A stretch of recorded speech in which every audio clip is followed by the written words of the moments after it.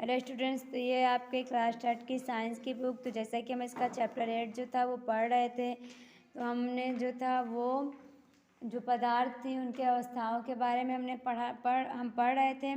चलिए हम आगे देखते हैं।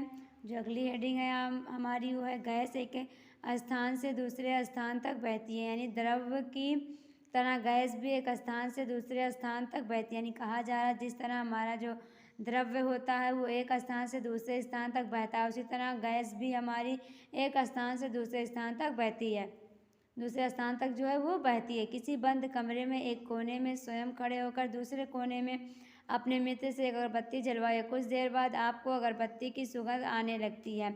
ऐसा इसलिए होता है क्योंकि अगरबत्ती का धुआं बहते हुए आपके पास आ जाता है।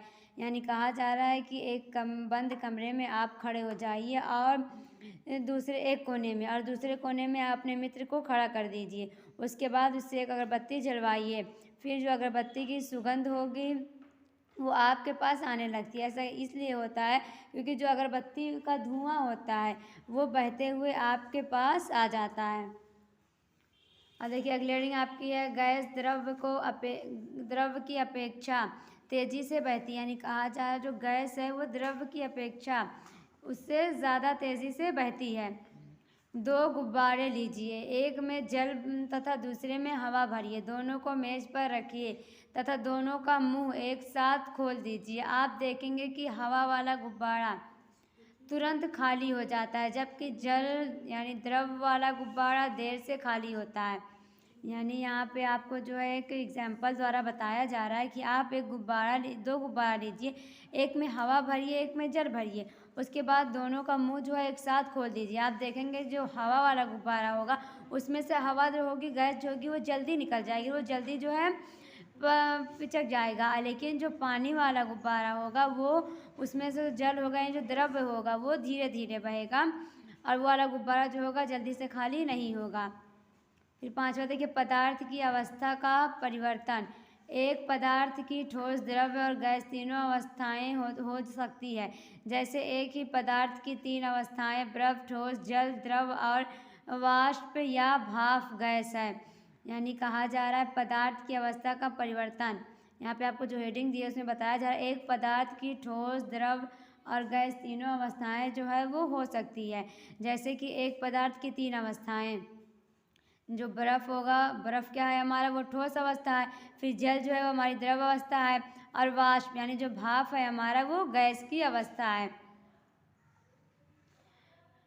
बर्फ को गर्म करने पर द्रव जल बन जाता है, जल को गर्म करने पर उबलकर भाप बन जाती है, भाप को ठंडा करने पर जल बन जाता है, जल को अधिक ठंडा करने पर बर्फ बन जाता है। यानी कहा जा रहा है कि बर्फ़ को गर्म करने पर वो क्या बन जाएगा, द्रव बन जाता है। जल को गर्म करने पर वह उबलकर भाप बन जाता है, उसमें से भाप निकलने लगती है ना, तो वो भाप बन जाता है। फिर भाप को जब हम ठंडा करेंगे तो क्या बन जाएगा, जल बन जाता है। फिर जल को अधिक ठंडा करने पर वह बर्फ बन जाता है। देखिए यहाँ पे आपको दिया गया है भाप ठंडा होकर क्या बनता है, जल बनता है, और जल ठंडा होकर क्या बनता है, बर्फ बनता है। मोम, मक्खन, नारियल का तेल भी ऐसा ही पदार्थ है। मोम की भी अवस्थाएं बदलती है। मोमबत्ती जलाने पर ठोस मोम गर्मी से पिघलकर द्रव बन जाती है।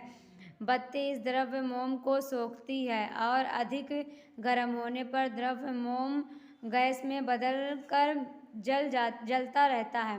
यानी कहा जा रहा है कि जो मोम और मक्खन, नारियल है, ये भी जो है इसी प्रकार के पदार्थ हैं।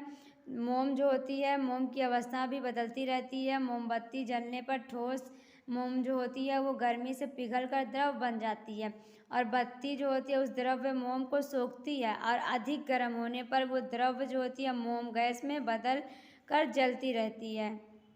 मोमबत्ती बुझाने पर पिघला हुआ द्रव्य मोम जमकर ठोस हो जाता है, और फिर जब मोमबत्ती जल जाती है, वो बुझ जाती है, उसके बाद जो द्रव्य होता है वो जमकर क्या बन जाता है, तब मोम बन जाता है।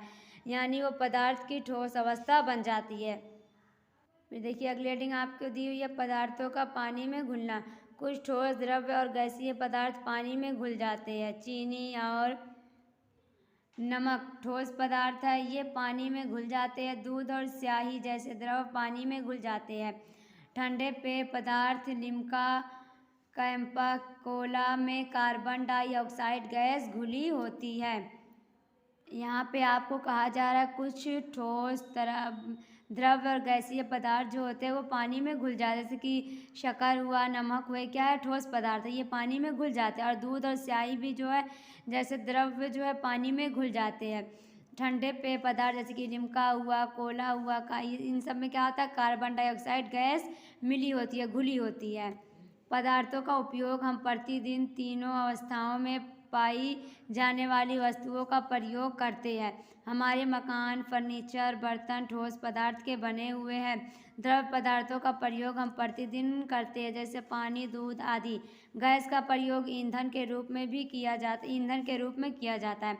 यानी कहा जा रहा है कि जो ये तीनों पदार्थ हैं, इन पदार्थों का उपयोग जो है हम प्रतिदिन करते हैं। जैसे कि तीनों अवस्थाएं जो पाई जाती है, जो पदार्थ की तीनों अवस्थाएं पाई जाती है उसका हम उपयोग करते हैं। कैसे, जो इनकी वस्तुएं बनी होती है उसका उपयोग करते हैं।